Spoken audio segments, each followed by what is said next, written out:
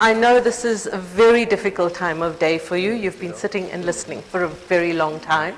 But before I start my presentation, I would like to invite you all to stand up and celebrate being alive and staying alive. Hetty, go for it. Okay, that's fine. That's fine. Okay, well, at least you got to stand up. And at least also you have all generously accepted my invitation to celebrate staying alive. Okay?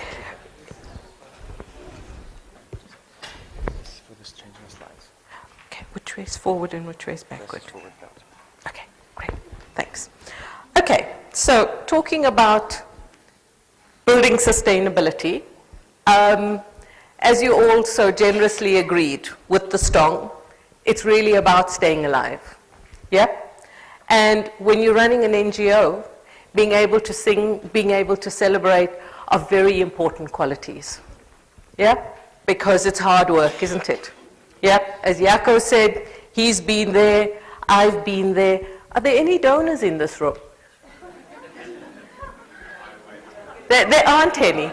Okay, so we can say how we feel about them and dealing with them, right? So this is a safe space, but I don't have to tell you about the challenges of getting money and staying alive when you're running an NGO. And irrespective of, you know, feeling the city breaking and how tough life is, you got to stay alive and you got to keep the show on the road.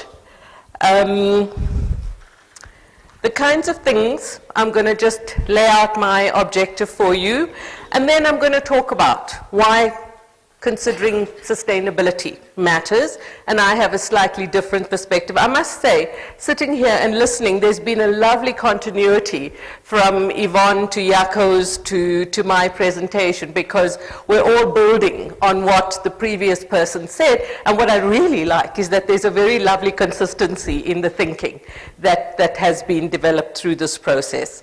I'm going to talk about some of the structural perspectives on sustainability, some of the creative and entrepreneurial aspects, what I mean by a systems approach, and I didn't invent that term, a clever man called Peter Senge did, or he probably got it from somewhere else. And what are some of the preconditions for thinking about internal income generation, some of the phases that I have found works in crafting a strategy, in balancing your income sources, some of the components of learning, the differences between sustainability and maintenance, because we often think we do things in an organization, and sometimes it's maintaining it, and sometimes it's actually sustaining the organization. And finally, I'd like to talk about the importance of embracing change, because as we all probably have learned by now, change is the only real constant, isn't it? So, my objective today is to demonstrate that development, change, and entrepreneurship are actually mutually compatible. It's not like there's business over there and there's development here, or, you know, social development or political development, that in fact there are qualities and attributes and characteristics and behaviors that we can absorb that makes our work more effective.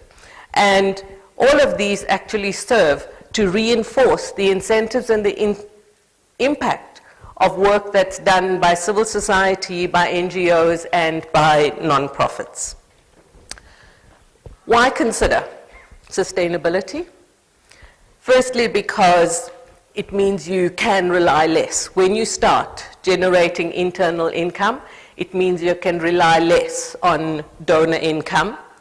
And the next one, having the own resources, I must tell you, when I first started thinking about why to think about this, I didn't think about the greater freedom and independence. I was actually a participant at a workshop in Ghana, when at the beginning of the workshop I said, why should we do this? This woman got very excited. She said, because you have greater freedom.